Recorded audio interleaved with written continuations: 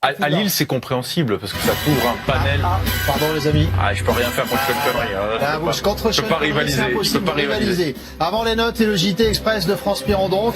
Petit hommage à Sean Connery 007, la classe absolue qui nous a quitté malheureusement hier à l'âge de 90 ans. Et l'un de nos chroniqueurs a donc vécu une anecdote avec Sean Connery en personne. Est-ce que c'est Ludo Bragnac?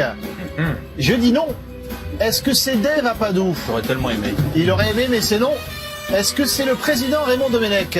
Oui, pas du tout. Non plus. Pas du tout. Ça se joue entre Nabil Gélit et David Ayello. C'est pas Nabil.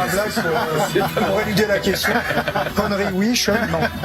D'accord. C'est donc David Ayello. David, racontez-nous cette J'ai eu la anecdote chance de absolument passer improbable. une journée avec Sean Connery. C'était en 1995. À l'époque, j'étais déjà jeune. Et on m'annonce, donc je travaille sur le golfe de Seignos, donc dans les Landes, dans le sud-ouest de la France, on m'annonce la venue de Sean Connery. Alors évidemment, j'y crois pas, sauf que le lendemain matin, débarque Sean Connery avec sa femme Micheline, son épouse française. Je travaille sur le golf, on me dit tu vas faire le caddie de Sean Connery. Caddie, pour ceux qui connaissent pas le golf c'est la personne qui accompagne le joueur. C'est le pigeon. Le porteur. C'est le pigeon. Non, c'est plus que ça, c'est plus que ça. Choisir le fer. Voilà, tu l'aides à foncer, etc. Et c'est Au niveau, oui, comme donc ça, on me dit c'est- tu vas faire le caddie de Sean Connery. Donc effectivement, je le disais, je suis tout jeune, donc je suis très content. Puis tous les 2 secondes, je me dis tiens, j'ai 007 à côté de moi, qui est le père de James Bond à côté de moi, donc c'est extraordinaire. Sauf que dès le trou numéro 1 ou le numéro 2, sa femme Micheline s'agace après moi parce que j'ai pas retiré le drapeau très vite. Alors qu'elle était française, donc je m'étais dit bon, elle, ça va être cool parce que t'as une pression quand même quand tu te retrouves à faire le caddie de Sean Connery. Donc elle commence un petit peu à mal me parler.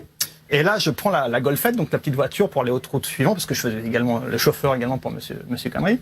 Et là, il se penche vers moi comme ça et puis il me fait ça fait 20 ans que je la supporte. Je vais pouvoir la supporter pendant 4 heures. Et là, c'était la classe absolue. Magnifique, merci. Voilà. Et la toute fin de l'histoire, quand même, c'est que plus tard sur le parcours vers le trou numéro 17 ou 18, à un moment, il me montre un plot, il me dit c'est bien le poteau des 100, ça, parce qu'il y a des poteaux qui vous indiquent la distance pour dire à combien de, temps, de distance on est du trou. Il dit oui, c'est le poteau des 100. Sauf que lui il me parlait en yard et moi en mètres.